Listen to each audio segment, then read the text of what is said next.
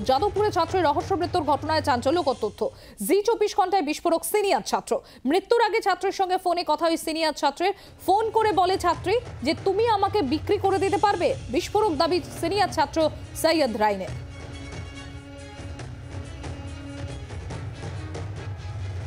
যাদবপুরে ছাত্রের রহস্য মৃত্যুর ঘটনায় চাঞ্চল্যকর তথ্য। জি24 ঘন্টায় বিস্ফোরক সিনিয়র ছাত্র।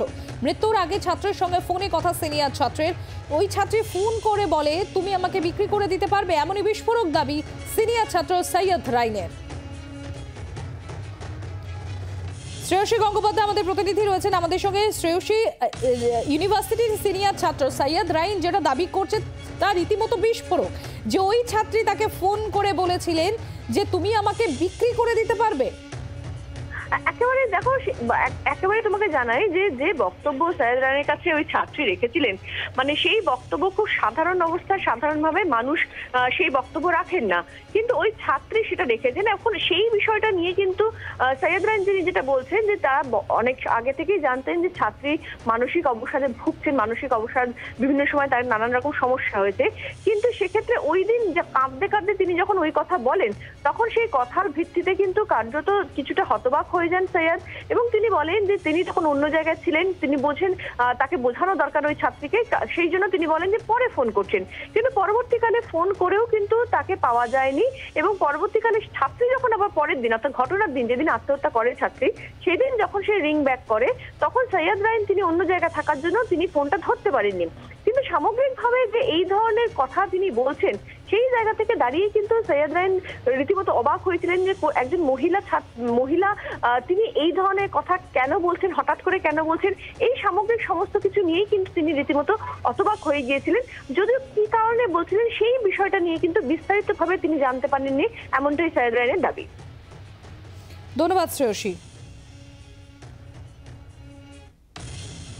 আর সৈয়দ রাইন যার সম্বন্ধে আমরা এই যার মুখ থেকে বিস্ফোরকেই তথ্য পাওয়া গিয়েছে, যিনি দাবি করেছেন যে ওই ছাত্রী মৃত্যুর আগে তাকে ফোন করে বলেছিলেন যে তুমি আমাকে বিক্রি করে দিতে পারবে, ঠিকই বলছে এই ছাত্র সৈয়দ রাইন। শোনাবো তার বক্তব্য।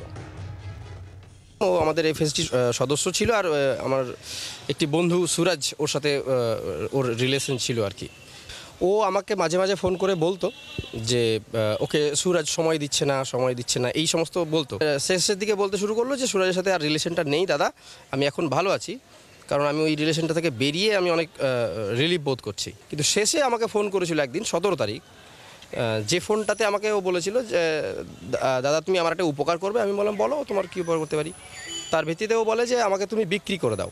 তখন ও কান্নাকাটি করতে করতে একটা কথা বলে যে দাদা আমি যে মানুষটার উপর ভরসা করে সুরাজের কাছ থেকে বেরিয়ে এসেছিলাম রিলেশন থেকে, সেই মানুষটাও শেষ পর্যন্ত আমার পাশে থাকলো না। পরের দিন আমি শুনতে পাই যে ও সুইসাইড করেছে, এবং তো এই দুটো নাম উঠে আসছে।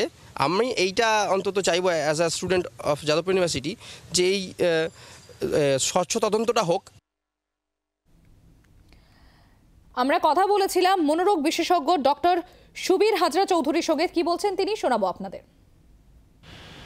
যাদের কম বয়স, আমরা যদিও 18টাকে একখানা আরবিট্রারিলি ধরে রাখি যে 18 বছর বয়সে বড় হয়ে যায়, কিন্তু বাস্তবে তা নয়।